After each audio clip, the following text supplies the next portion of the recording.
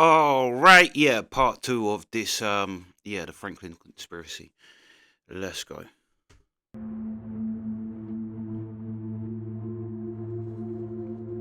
Whispers about financial mismanagement at the Franklin Community Federal Credit Union continued throughout the 1980s.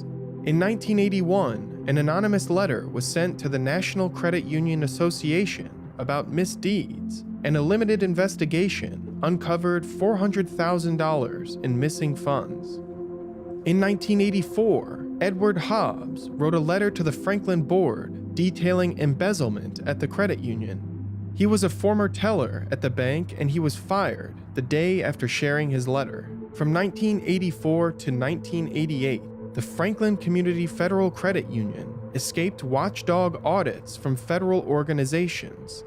King and several of his employees delayed and excused these potential audits to cover up their theft. But in 1988, the National Credit Union Association closed Franklin for unsafe and unsound practices, and a forensic financial accounting was conducted. 1 week later, they announced that millions of dollars of high-interest certificates of deposit had been hidden from federal examiners in the past. The total was $4 million in assets and liabilities and $30 million in missing funds. The total would later be raised to $39 million. On November 18, 1988, the state legislature demanded an investigation of the Franklin closure. The Franklin Committee was formed to investigate the neglect and financial mismanagement of the credit union, but the scope of their investigation would become much larger.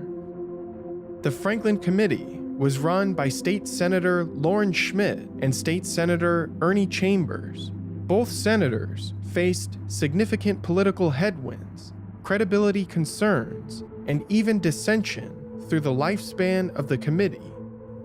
But they were dedicated to the pursuit of truth and justice.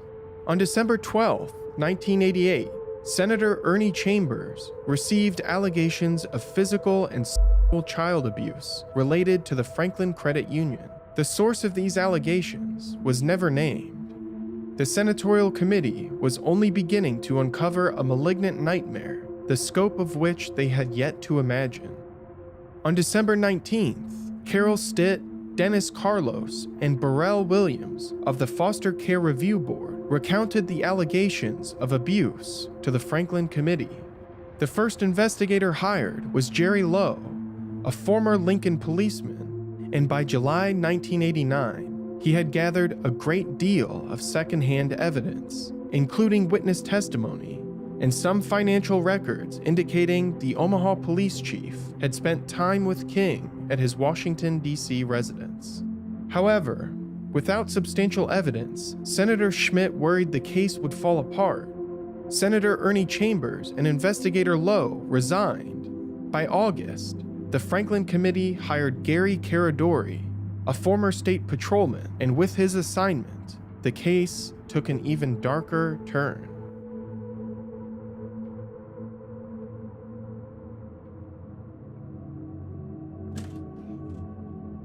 Yeah, just before we go on to the next bit, I was thinking that I saw someone in Congress say about Antifa.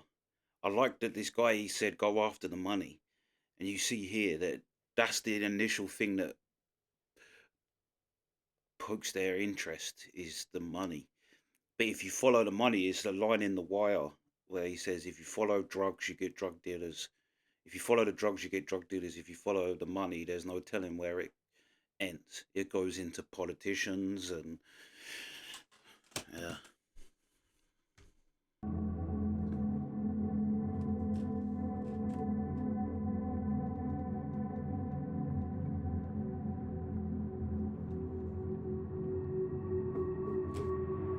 Gary Caradori made public appeals for information, calling for victims to come forward. He networked with disgruntled social workers and advocates to identify potential victims who were hesitant to come forward. Despite the resistance and skepticism of law enforcement, he made connections with Omaha police officers and agents who reported on abuse. This holistic approach, combined with previous evidence, allowed Caradori to find and identify victims who were willing to go on the record. 4 victims allowed their testimony to be video and audio recorded. They were Alicia Owen, Troy Boner, Danny King, and Paul Bonacci. Caradori and his assistant Karen Ormiston interviewed 21-year-old Alicia Owen at the Women's Reformatory in York, Nebraska. Owen was reluctant to involve herself initially, but on November 7, 1989, she told Caradori that she had become involved with Lawrence King in August 1983, when she was just 14 years old. Troy Boner and another boy from Boys Town had invited her to a party at King's penthouse in the Twin Towers complex, just a few floors away from where photographer Rusty Nelson had been investigated. She identified prominent businessmen like Alan Baer and Harold Anderson, and the police chief, Robert Wadman. The following accounts are deeply disturbing. While her first party was in August, Owen attended multiple parties at the Twin Tower penthouse. They had fewer than 10 adults, with nearly twice as many minors, reportedly around the ages of 14 or 15. The same men were often in attendance. These parties were well stocked with drugs and alcohol, and the room featured a television set which played pornography. Owen remembered seeing many boys in varying states of dress. The boys would often be sitting in the laps of men. Attendees would retreat to back bedrooms, or other times, the abuse would occur in the main room in front of others. Owen described being assaulted by Police Chief Wadman on multiple occasions. During her taped recounting, she would request moments to stop and regain her composure. She claimed that Wadman is likely the father of her child. Owen confirmed what many of the other testimonies had already stated. She recounted private flights with King to Los Angeles, where she was victimized by violent men. This story would be corroborated by another witness interviewed by Caradori. When asked about satanic activity, Owen described a house in Leavenworth where a pentagram was painted on the kitchen floor. The home was filled with demonic pictures, and she mentioned a man named King's Horses who frequently attended the parties and oversaw King's dirty work. She claimed that King's Horses was deeply involved in occult ritual. Rusty Nelson and Lawrence King directed photography sessions at many of these parties, and Owen was forced to participate or receive physical beatings. She speculated that Nelson kept the negatives of these sessions to blackmail King. With the resulting testimony from his first witness. Yeah, and that's the thing, that why this gets so dangerous for people when they start discovering this stuff, is because it's blackmail. Like, this policeman in our country says, if the evidence doesn't exist, if you know there was evidence and it's not there, it got destroyed. The police destroyed it. If it's there and they won't let you access it, it's secrets. It's in our country, MI5 or like intelligence agencies do it. That's their game, is to have information like this. But I think there is another one. Kind of, you see it a bit in The Godfather, but not that type of thing. But Boardwalk Empire is how Nucky gives Jimmy's mum to the boss of Atlanta, in order to curry favor to get into position, and then he kind of feels bad and always looks out for him. But it shows you that he did it with one child.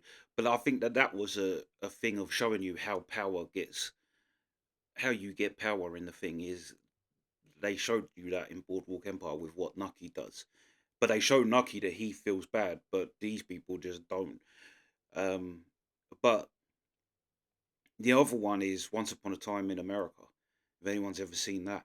But that's how they're like a street gang of kids, and how they get into a position of power as kids is they get the local policeman, to sleep with a underage prostitute, and then jump out and take pictures of him while he's doing it, and then use it to blackmail him. And basically, that gives them the power over the police to basically do what they want and run, yeah, shotgun over everything. But there is another one as well where they do the same thing, where it shows you, and it's like these movies are trying to put in they're all, well, Boardwalk's a series, but it shows you what this is saying.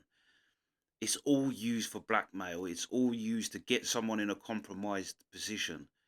And the thing is, as well, they go on to say something like it's satanic later on, like she went to something satanic after. But the the story she described in the first thing, in the apartment in the Twin Towers, just sounds satanic. Bunch of kids and a load of billionaires, like that is a satanic description she's given anyway. That definitely ain't, Jesus ain't involved in that bullshit. Yeah, so the fact that you go on to say that these people are also satanic, it doesn't, it's a very satanic, selfish way of living your life, what these men do, whether you need them to be at satanic rituals or not.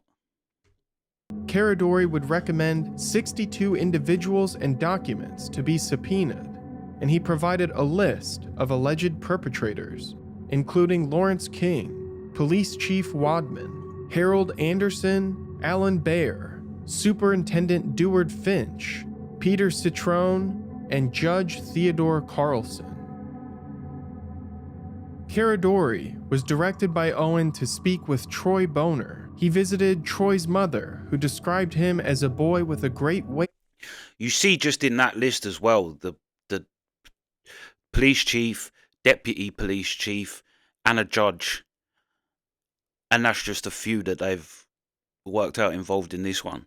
Once you have the police and the judges, it's like you can literally do anything. On his shoulder, who was unwilling to share. On November 25th at 4 a.m., Troy called Caradori, and the two spoke for an hour. Troy seemed paranoid, interrogating Caradori on his intentions and affiliation with law enforcement. When Troy began to share that he had been abused and deeply scarred by what happened, Caradori insisted that they not discuss it over the phone, and the two agreed to meet the following day. Caradori videotaped the conversation with his second witness on November 25th, 1989. Troy corroborated much of Owen's testimony, although some dates did not match.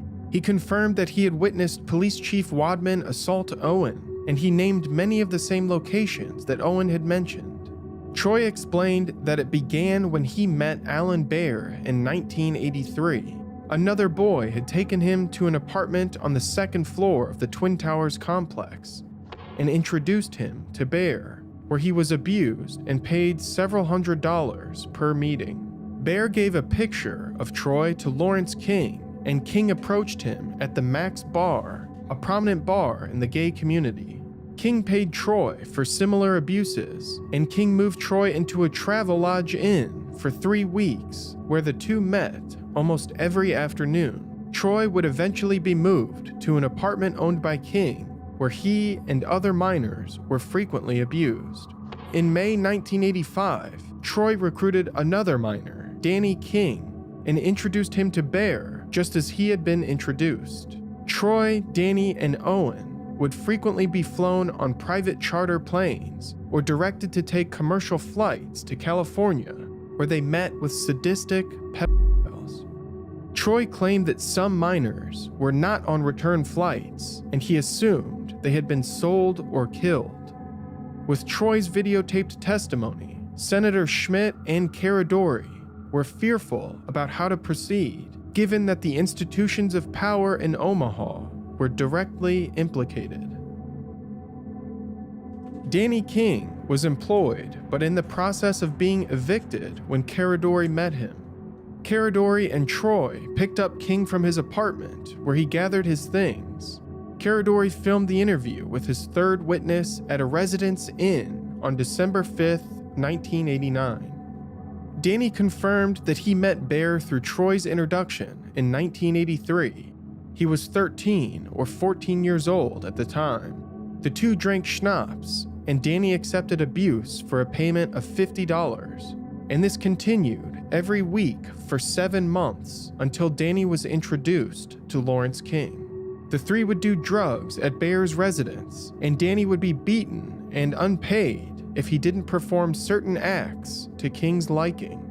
The videotaped interview of Danny King ran nearly 6 hours, and in the days following, Caradori drove him through Omaha to confirm several of the named locations, including the apartment of Alan Bear. The 21 hours of testimony from Owen, Troy, and Danny corroborated multiple events, locations, and people in their separate accounts, and they were confirmed by testimony from other witnesses who refused to go on record.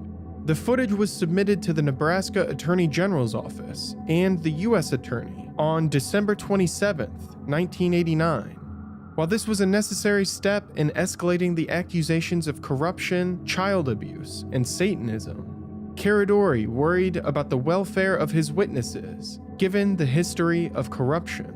He housed his witnesses and supplied them with food and goods. He advocated that they receive physical and psychiatric care, and he worried about harassment similar to what the Webbs and Owen had already suffered. At the same time, Senator Schmidt and his attorney John DeCamp spoke with an agent at the FBI field office in Omaha to discuss law enforcement's inaction in previous investigations. They implicated prominent figures and shared that Police Chief Wadman had been named as an alleged perpetrator. The agent told Schmidt and DeCamp that he was close friends with Wadman and that the committee would receive the full and direct scrutiny of the FBI if they chose to implicate him. As a result, DeCamp turned to the press, releasing a memo that publicly named many of those mentioned in the videotaped testimony. The shockwaves of this memo reached throughout newspapers and television networks in Nebraska and neighboring states. That's actually very, very smart what he done there, just put it out. As a journalist in our country, I've said before, that does the same. Like, he's like, any information I get, I'll put it out. He's like, because the only reason these people have in killing you is if you know something that they don't want out. If you just put it out there, they are not going to kill you for it because it's already out there anyway. And it's just going to highlight that what you said. He's like, but that's his way of. He's like, that's how I kind of keep myself safe, is by, yeah, any information I get that's verified, I just instantly it goes out. A blurb was even written in Newsweek magazine. Omaha reporters and officials were quick to discredit DeCamp. The Lincoln Journal and World Herald only printed excerpts, stripping the names of those implicated. DeCamp and others posited that the editorial decisions were influenced by Peter Citrone and Harold Anderson. Citrone was a prominent newspaper columnist who wrote for the World Herald, and Anderson was the former publisher of the World Herald. Both were implicated in the child abuse allegations. On March 1st, 1990, the FBI debriefed Danny King, who began to recant what he told Caradori on videotape. They conducted multiple-hour debriefings, and his story remained unchanged until March 5th. He claimed to have lied about the interstate flights, but he reiterated the abuse by Bear and King. Danny King blamed Troy Boner for the fabricated stories. He claimed that Troy was looking to sue King for millions, and the orchestration of the testimony was meant to ensure their victory in the judicial system. By the end of March, Danny had recanted almost all of his testimony, including the repeated abuses of Bear and King. The FBI followed by debriefing Troy Boner, who recanted much of his testimony as well. The DeCamp memo, the leaked videotaped testimony, and the recantation of Danny and Troy greatly wounded the investigation. DeCamp, Schmidt, and Caradori believed that picture I've seen because of that ghoulish thing in the background. I'm sure I've seen this on one of them scary pictures that can't be explained. And why he looks like he's got a creepy skull face with glowing eyes.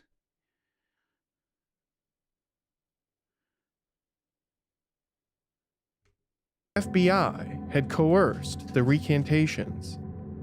Caradori met with Paul Bonacci on May 10, 1990, after getting his name from a member of the Concerned Parents Organization. Bonacci was in the Lincoln Correctional Center for 2 charges of sexual assault on a child. The victims were 13 and 9 years old. Bonacci was evaluated by a court-appointed psychiatrist and diagnosed with what was formerly known as multiple personality disorder, but what is now known as dissociative identity disorder. The disorder, while controversial in diagnostics, often presents in disorganized victims who suffer repeated and severe abuse as a child. Bonacci was born in Omaha, the second youngest of 6. He came from a broken home with a second and then third stepfather. He suffered neglect, and a predatory neighbor began abusing him at the age of 6. When he was 9 or 10, Bonacci became involved with drugs and sex work, loitering in a nearby park frequented by pedophiles.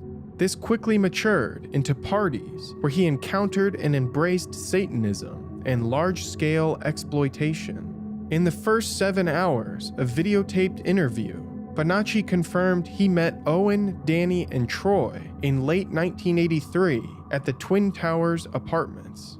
He had already been abused by Citrone, Bear, and King. He described meeting Citrone at an amusement park, where he was solicited, and he described meeting Bear in 1979 in the Milk Run neighborhood.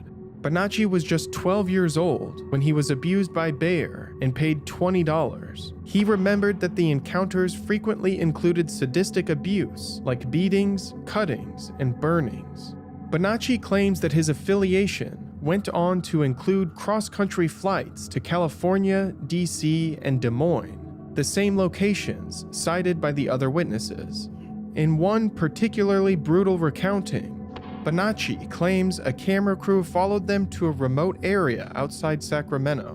One of the boys was placed in a cage, and the other 2 were instructed to beat and abuse him. A particularly sadistic man joined the assault before shooting one of the boys with a handgun. The other 2 were instructed to continue their abuse afterwards. That night, Bonacci would unsuccessfully attempt suicide in the hotel bathroom, resulting in a 2-day stay in a California hospital.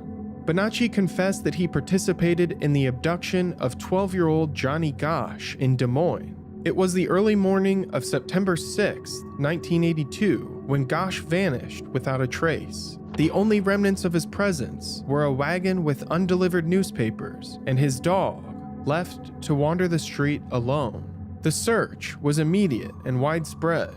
Flyers were plastered on every surface, and the police were inundated with tips, entrenched in a case that defied explanation. The search quickly went cold. Months turned into years, and then in 1984, Johnny Gosch was one of the first missing children portrayed on a milk carton. This was an initiative to spark interest, drive public engagement, and unearth leads that might otherwise be lost. Bonacci recounted that men had forced him to kidnap Gosch. They threatened him with a pistol and instructed him to speak with the boy on the street long enough for one of the men to grab him. These men took Bonacci, Gosch, and another boy to a home near Omaha where their abuses were filmed. It was Bonacci's testimony that began to provide reason for the trips to Washington, D.C. He implied that King used children to blackmail politicians and other power brokers. The home in the area had been outfitted with security cameras to capture the illegal sexual activity. These tapes would be sold to other players to twist votes and force political capitulation. Bonacci claims that he was interviewed by the Omaha Police Department on several occasions. He even provided documentation of aggressors, including photographic evidence. However, nothing came from these investigations. Bonacci and Owen suggested that Caradori pursue Rusty Nelson, who likely had a surplus of photographic negatives. They could secure physical evidence of their testimony.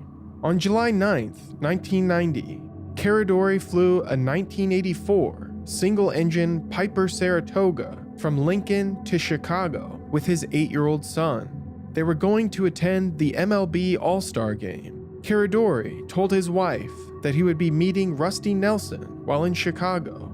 Caradori made 4 phone calls while there, speaking with Lauren Schmidt, his wife, and 2 others. In one phone call, he stated that he would be acquiring photographs and other materials that would corroborate the testimony from his remaining 2 victims. Rusty Nelson would later confirm that he met with Caradori in Chicago and provided him with photographic negatives that would be the linchpin in the Franklin case. The All-Star Game ended around 11:45 p.m., and the Caradoris departed Chicago's Midway Airport at 1:51 a.m. An hour later, the plane crashed in a cornfield in Ashton, Illinois. Debris was scattered up to 1,800 feet from the fuselage, and an investigation determined that the plane had broken up mid-flight. 2 years later, it would be speculated that Caradori may have become overtaken by fatigue. When attempting to desperately recover lost altitude, he had snapped the wings off the plane. The backpack and film camera of Caradori's son were recovered nearly undamaged, yet Caradori's briefcase was not. Those close to the case believe that if Caradori had retrieved photographs, they would have been stored inside this briefcase. The following day, FBI agents armed with a subpoena arrived at Caradori's office, requiring the surrender of all evidence related to the Franklin case, as well as any phone logs and financial documents related to Caradori's investigations. Senator Schmidt feared that Caradori's death was one more example of corruption and cover-up. The committee hired former CIA Director William Colby to investigate the plane crash.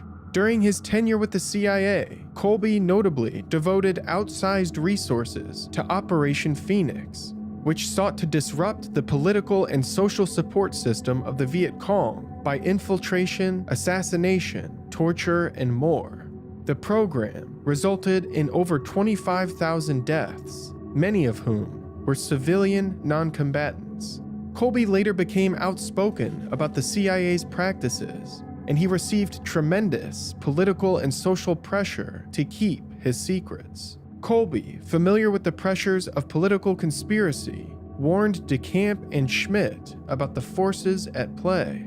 Colby investigated Caradori's plane crash and could not find evidence to indicate tampering with the plane. However, it's rumored that he told 3 members of the Franklin Committee that he believed Caradori had been assassinated. Mysteriously, Colby would take a solo canoe trip near his Maryland home in 1996, and he would go missing, only to be recovered 9 days later. There were no witnesses, and the scene was not thoroughly investigated, as authorities believed it was a stroke or accidental drowning. His life jacket was missing from his shed, but it was not recovered with his belongings.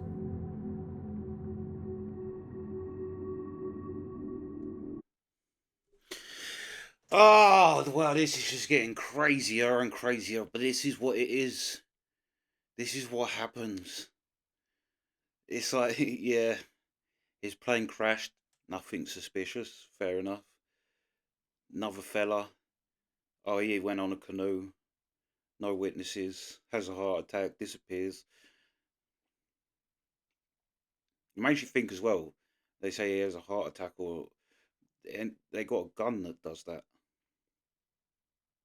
That was a conspiracy for a long time until it come out that it's true. The madness. And this is the thing. This group of people, this satanic pedo group of people, are the most powerful people in the world, without a shadow of a doubt.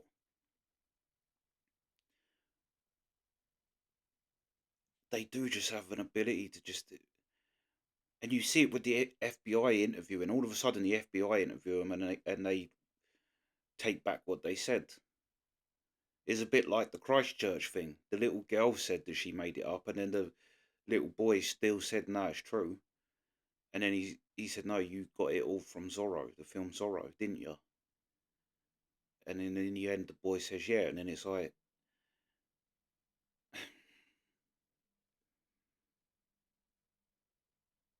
it's always just nothing suspicious about it. Nothing, just is what it is.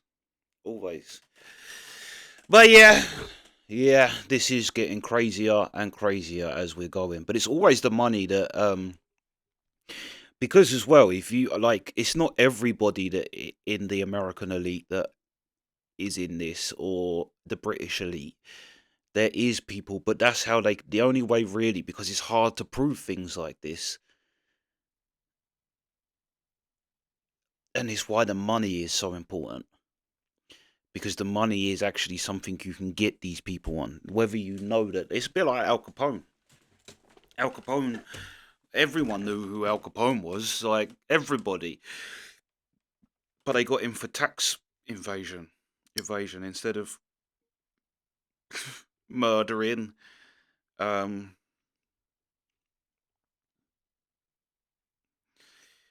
yeah, that's all they could get him on. It's hard to prove things. You got to prove it beyond reasonable doubt as well. And things like this, they're just so hard to actually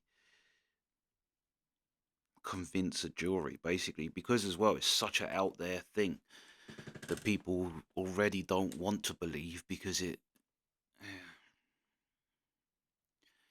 it's a horrendous thing. But yeah, that's this part. Sweet.